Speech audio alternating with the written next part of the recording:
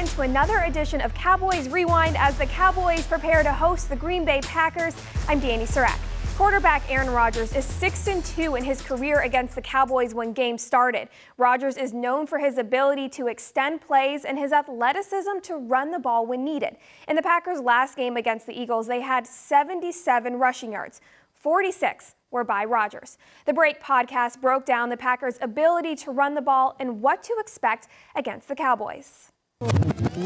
As we get into the scouting report, Dave, and you don't have to answer this right off, but one of the things we talked about before the show, talking about what Nick has just mentioned, this running game, I'd be interested to know, is this a situation where, as we've seen with some teams, they don't choose to run or they legitimately cannot run the ball? And we talked about that this morning. I went and looked. Okay, so in 3 of the 4 games, they can't run the ball. It's not like they won't do it. They're putting up anywhere between 18 and 30 carries on their running backs and averaging 2, 2.5, 3, 3.5 yards. But then week 2 against Minnesota, who most of us would agree is a pretty good defense. I mean, I haven't watched a ton of them, but I know they have good players on that defense. They gashed them. They ran for 130.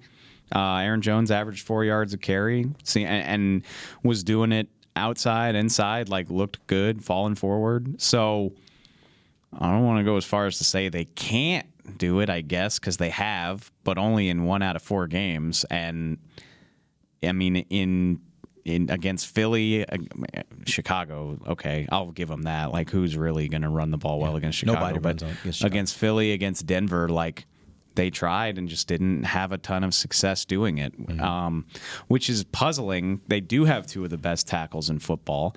Their new guard, Elton Jenkins, I believe he's a Mississippi State guy. He's getting rave reviews as one of the best young rookies playing in the NFL right now. They're really good in pass protection. Rodgers has been sacked 8 times. 5 of those happened against Chicago, which, again, okay, that's going to happen. Right. But in the other 3 games, so the other 3 teams he's played have gotten to him 3 times. The Eagles only got him once. So really good against pass pro. Don't seem very strong running the ball. Corey Linsley's Lindsley's their center. They just don't look strong up the middle. So I would say, obviously, they prefer to pass anyway because they have Aaron Rodgers, but they haven't had a ton of success running even when they want to. And some of their running yards are from Rodgers. I mean, in that last game, he was getting big chunks. Yeah, he had 40, 50 yards against the Eagles. So some of the rushing numbers would probably are skewed by the fact that he's getting some of those. That surprises me. I mean, when I look at him and what he does, it's. I don't know why it surprises me that he's able to run, and when he does it well. But he's always been that guy. Since he got in the league, he's a guy that'll chop you up on the run game if you're not paying attention. If he catches you in man coverage and he gets a seam to be able to run in, he's going to run. And when he runs, he can make some yards for sure. And he's really smart. It's rare that he takes big hits too. 30. He's really smart with how he runs the ball. 35. Yeah, he's getting to a point where he probably doesn't want to do that as often as he used to. Yes, but he still can, and he does it in the right moments, right? Yeah, he doesn't have to do it all the time. He does it in the right moments. Because he doesn't look like an athletic quarterback. I mean, that's it. That's what it is. Probably so. It's just a 34-year-old white guy. You don't expect to be running the ball down the field. But he does it. But he does it. Do it effectively. Up next, we'll hear how head coach Jason Garrett is preparing his team to face the Packers and the difficulties of going up against Rodgers. Cowboys Rewind is brought to you by AT&T. More for your thing, that's our thing. Academy, the official sporting goods retailer of the Dallas Cowboys. And by NFL Game Pass. You'll never miss a game again. Enjoy full access to coaches' film and game replays from Week 1 to the Super Bowl. Subscribe at DallasCowboys.com/Game Pass.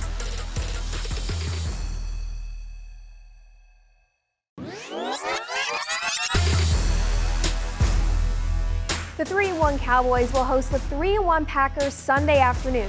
Head coach Jason Garrett says quarterback Aaron Rodgers is incredibly difficult for teams to defend because he is so skilled in every aspect of the game, especially in critical moments. He says Rodgers can beat teams in play action, inside the pocket, outside the pocket when the play breaks down. Garrett says that it's so difficult for him to pick out just one play that stands out to him because Rodgers has been so consistently good.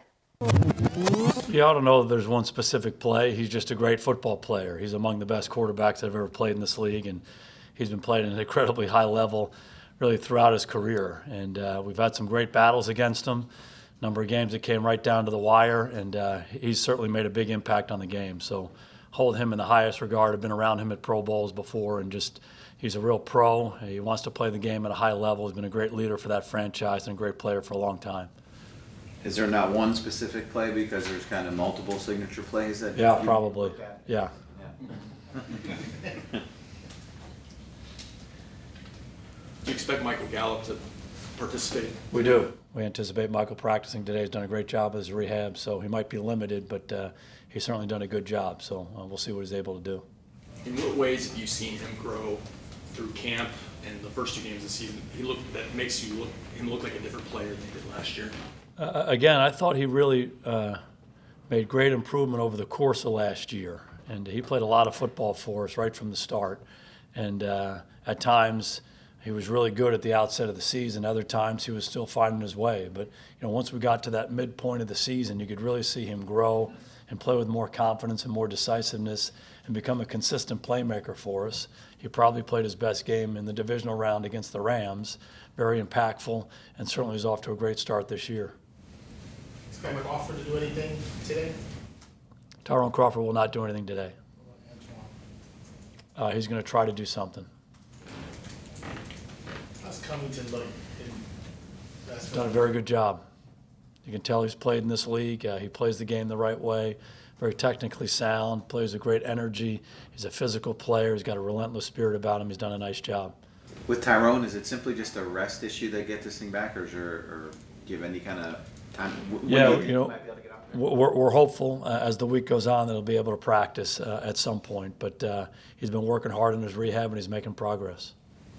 What Is this something he'll need to manage all season? We would anticipate that, yes. And what have you missed with him not being out? Just a really good player. We've talked a lot about his versatility. He plays a lot of different spots for us, absolutely plays the game the right way. He's always been very productive. He does a lot of the little things, the dirty work that not a lot of people see. They can have an impact on your front and on your defense. He's an outstanding leader. So we've certainly missed him. He's been very engaged with our team in his absence. But it'd be fun to get him back out on that field. The Cowboys' run defense has improved each week through the season. In week 1 against the Giants, they allowed 151 rushing yards. However, in the following 3 weeks, they allowed less than 118 in each game. Coming up, we'll look at some of the bright spots from week 4 against the Saints and how the Cowboys defense can carry over those qualities into week 5.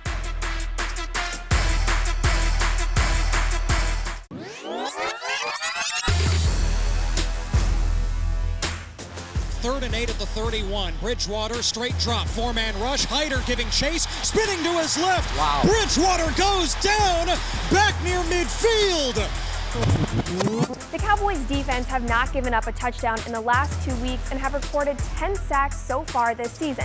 Brian Broaddus broke down linebacker Jalen Smith's sack against Saints quarterback Teddy Bridgewater and how it was an entire team effort to get Bridgewater to the ground. Usually you would think that you would have DeMarcus Lawrence right there rushing. DeMarcus got nicked up in this football game with a shoulder injury, had to sit out a few plays. So this is Kerry Hyder playing as this left defensive end, okay? And so that right there is, hey, big time rusher off the field. You got a backup play in there in that position, in that key position for this particular play. As I run this for you forward here, the Cowboys did a nice job in this game affecting the pocket with Bridgewater by moving the front. Going into the game, I felt like that was the way they were going to need to generate some pass rush. These guys are big. Larry Wolford and then Ramczyk. These guys, they've all got size to them. Pete. Armstead. They've all got size. And so to make them have to move and have to adjust was going to be the ticket. And if you see what, as it goes, I'm going to run the play for you forward here and show you, okay, look at the get off right there. Look at the coordination right here between this group. Look at this.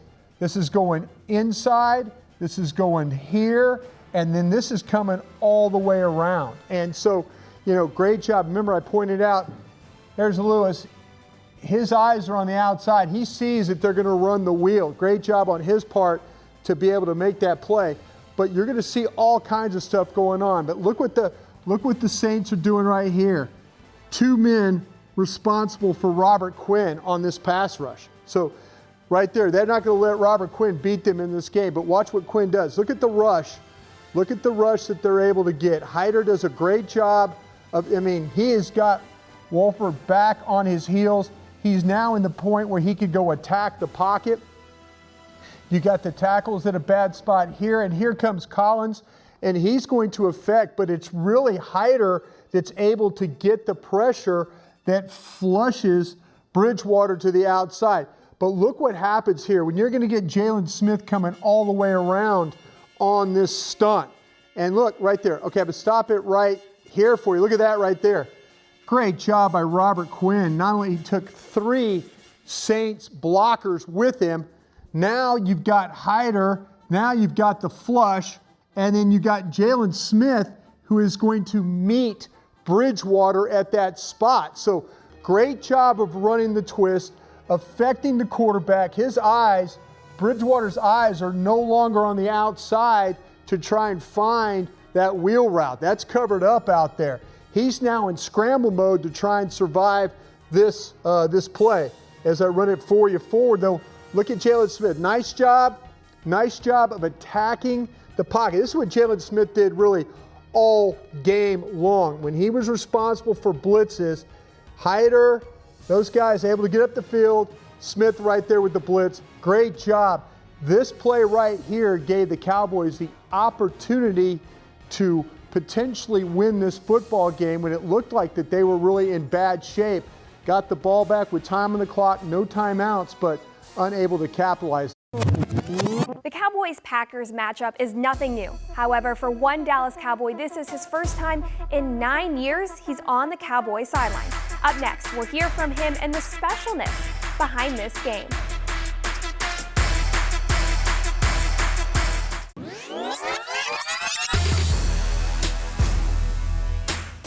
Welcome back to Cowboys Rewind. Wide receiver Randall Cobb is a 9-year veteran in the league. He spent his first 8 years with Green Bay and signed with the Cowboys in March. Cobb says he has had this matchup circled on his calendar since the schedule was released because he's excited to go against his old team. Cobb says he has all love for his former teammates, however, they won't be friends again until after the game. Cobb says that once you step onto the field in between the white lines, it's a dog-eat-dog world. It's definitely going to be emotional somewhat for me, but I think the biggest thing is just the way that you prepare, the way that you watch film and you study your opponents, the way that you have your practice habits and you continue to do those things and not get too high and don't get too low if anything happens in the game. It's staying consistent and trying to stay even keel because at the end of the day, this is one of 16 games for us. And yes, it's going to be a fun one for me, but at the end of the day, it's about finding a way to get a win and stay on the track that we're on. Head coach Jason Garrett says Cobb was a pain to play against with Green Bay. You see him do a lot of little things that just make a difference, and we competed against that for a long time. It always seemed like he was making big plays at big moments, not only when he played against us, but throughout his career. And that's what we loved about him, that's what we admired about him, and that's why we wanted to get him here. And he's certainly been able to do that through these first 4 games for us. We're really lucky to have him. Cobb says he's still transitioning to Dallas, mostly adjusting to the heat and toll roads. However, his teammates have welcomed him in since day one. Cobb is a 9-year veteran in the league, however, first-year Cowboy, and he says his leadership does not change when he changes teams. For the most part, football doesn't change. Once you get inside the white lines, your practice habits, the way that you carry yourself, the things that you do in the meeting rooms, throughout the facility, trying to be the best teammate that you can be, but also respecting everybody that works in the building, the janitors, the people in the equipment staff, the training room, in the lunchroom, just showing character and being a guy with character and morals and trying to lead by example in that way. As a leader, Cobb says this team needs to find more consistency, especially after the loss to the Saints. Cobb says this team has the talent it needs to find success and have tons of touchdowns. Coming up, we will hear from one of the Dallas Cowboys' newest podcasts, which includes 2 former Cowboys players who this week talked about player safety.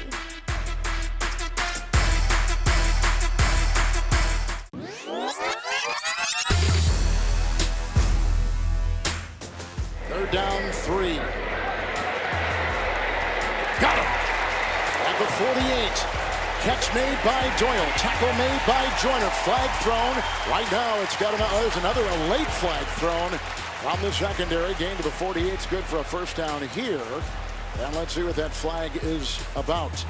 The Colts are one of the least penalized teams in pro football. This is going to get Vontaze perfect right Personal here. foul. Helmet to helmet. Unnecessary roughness on a defense number 55. 15 yards will be added to the end of the play.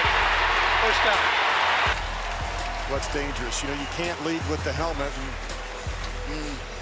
He knows it. Oakland linebacker Vontaze Burfict was suspended for the season without pay after a helmet-to-helmet hit to Colts tight end Jack Doyle.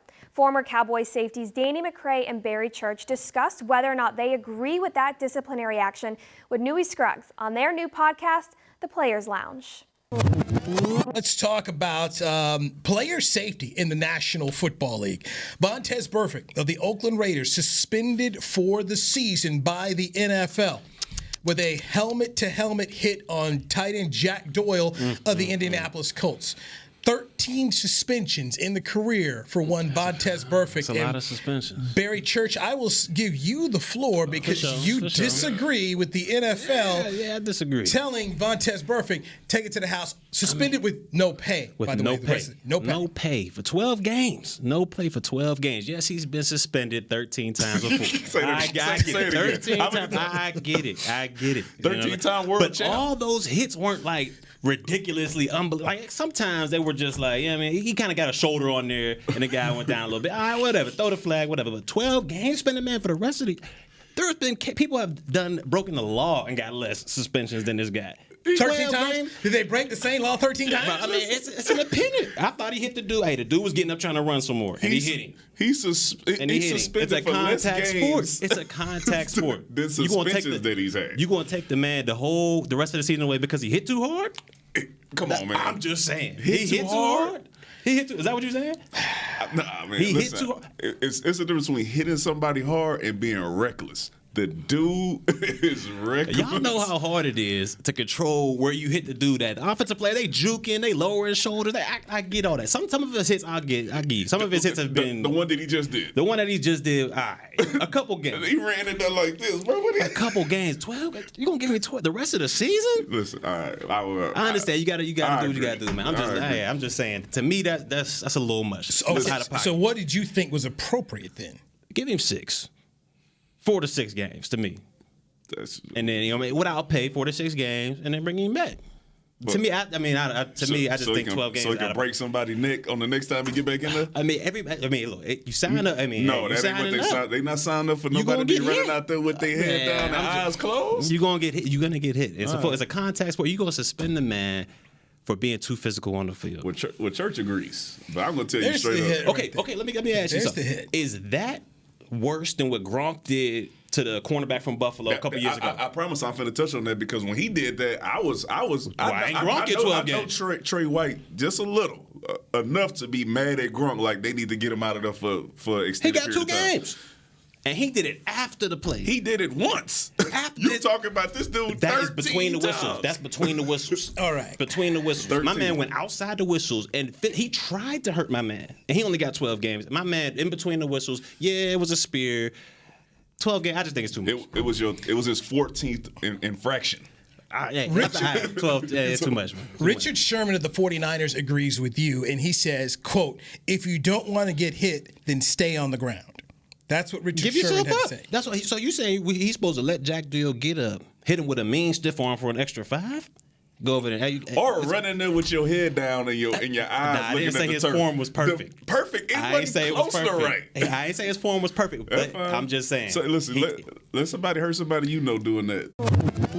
You can listen live to the Players Lounge Tuesdays at 3 p.m. That'll do it for Cowboys Rewind. The Cowboys and Packers kick off Sunday at 3:25. Cowboys pregame live starts at 2 p.m. Central Time and will be streaming on all Dallas Cowboys platforms. Thanks so much for watching. Until next time, I'm Dani Sureck.